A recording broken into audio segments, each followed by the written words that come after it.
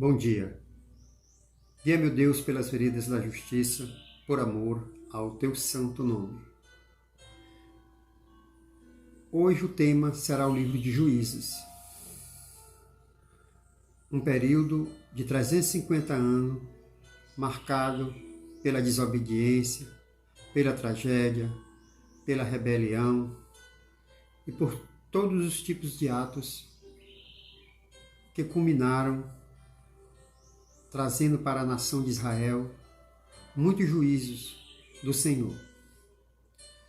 Depois de viver um período áureo com Josué à frente dos israelitas, após a sua morte, Israel ficou sem direção.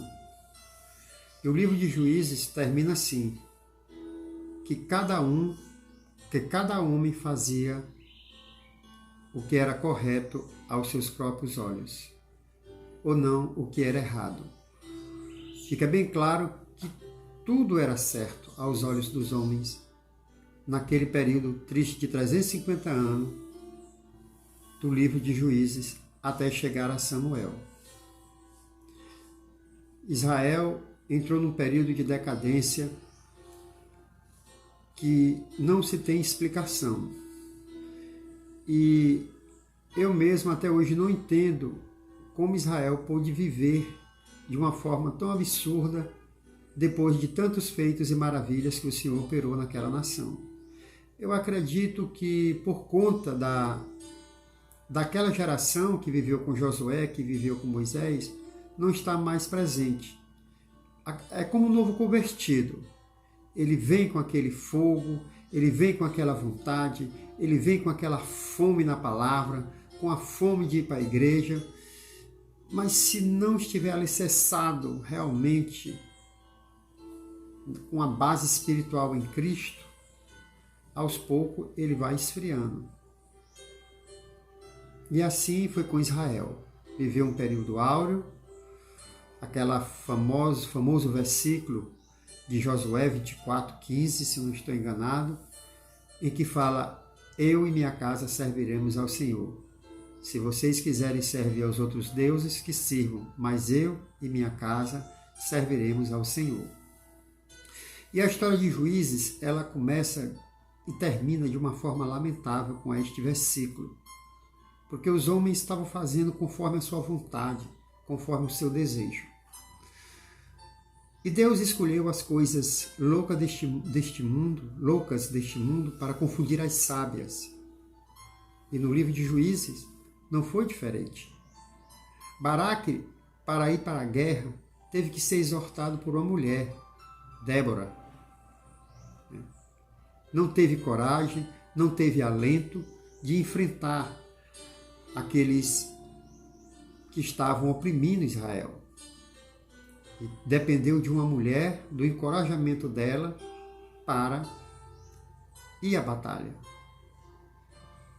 É lamentável, não por conta de Débora ser uma mulher, não por conta de ser uma mulher encorajando um homem, mas mostrou que ele era um covarde. É bem diferente você se aliar a uma mulher, ela lhe aconselhar e você ficar do lado dela. Mas com Baraque não foi assim, ele impôs. Se ela fosse, ele iria. Se ela não fosse, ele não iria. Que homem é este? Otoniel era irmão mais novo de Caleb. Foi um dos primeiros juízes. Foi vitorioso, venceu as batalhas, mas sempre Israel ia e voltava. Obedecia ao Senhor, vinha um juiz, libertava, mas logo em seguida Israel caía novamente.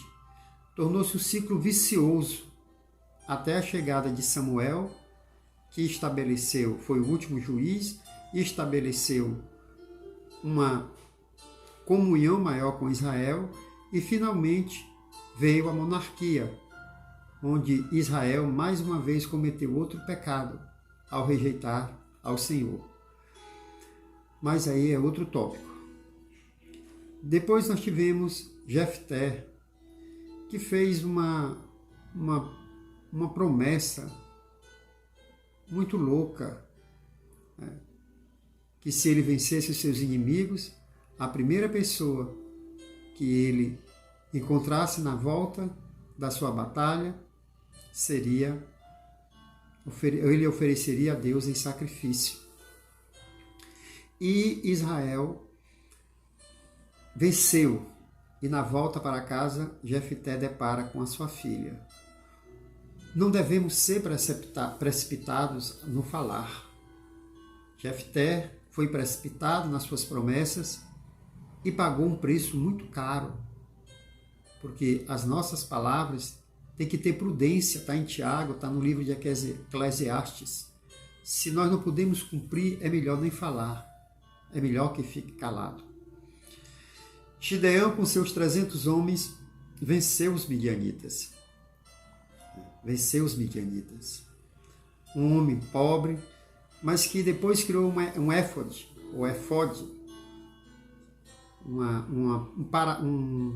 uma vestimenta da roupa do sacerdote.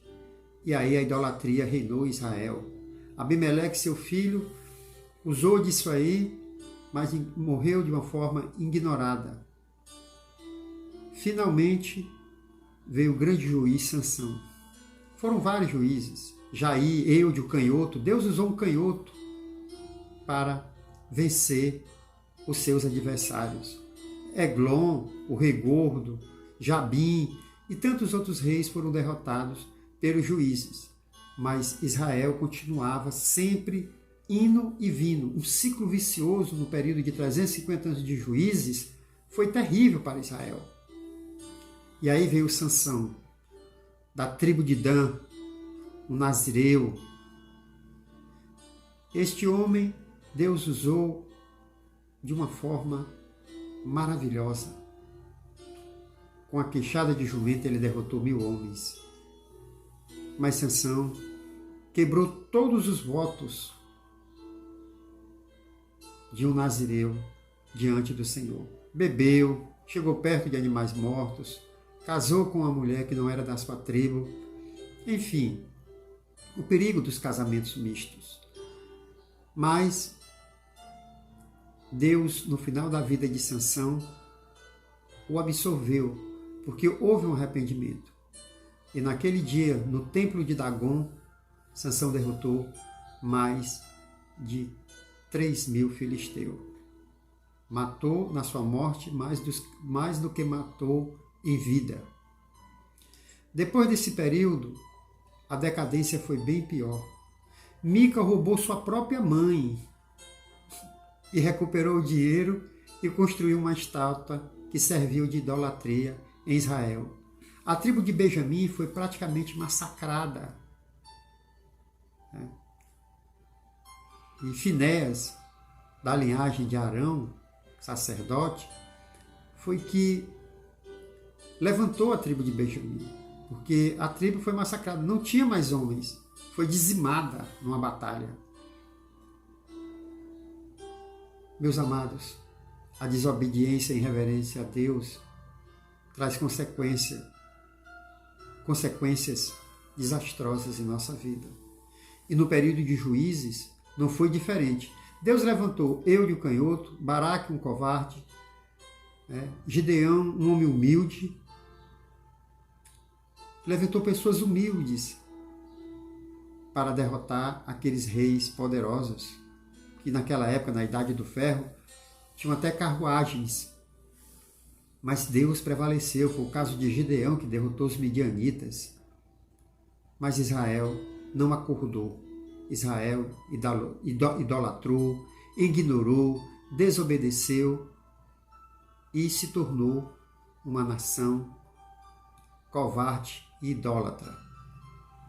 A idolatria não é só imagens, é quando nós nos apegamos a tudo aquilo que fazemos nosso ídolo. Que Deus possa transformar nossas vidas e os nossos corações e as nossas mentes. E para terminar, falando desses personagens humildes do livro de Juízes, eu vou ler a passagem de 1 Coríntios, capítulo 1, do versículo 27 ao 29. em relação ao livro de Juízes. Verdadeiramente, Deus escolheu as coisas loucas do mundo para envergonhar as sábias, e escolheu as coisas fracas do mundo para envergonhar os fortes. Deus escolheu as coisas humildes do mundo e as desprezadas e aquelas que não são, para reduzir a nada e a nada os que são, a fim de que ninguém se glorie na presença do Senhor. Que Deus dê a cada um de vós uma tarde abençoada. O nosso canal está aqui. Contamos com sua ajuda. Se você quer receber sempre mensagens que falam da verdade, que falam da justiça de Deus, que pregam o evangelho limpo e puro, de acordo com o que está nas Sagradas Escrituras, nós estamos aqui. E você pode nos fortalecer dando o seu like, visualizando, divulgando o nosso canal, conhecendo a verdade. Meu nome é Lázaro, Lázaro Brasil, e tenha uma família maravilhosa e que Deus abençoe também as vossas famílias. É o que eu peço e agradeço em nome de Jesus. Amém.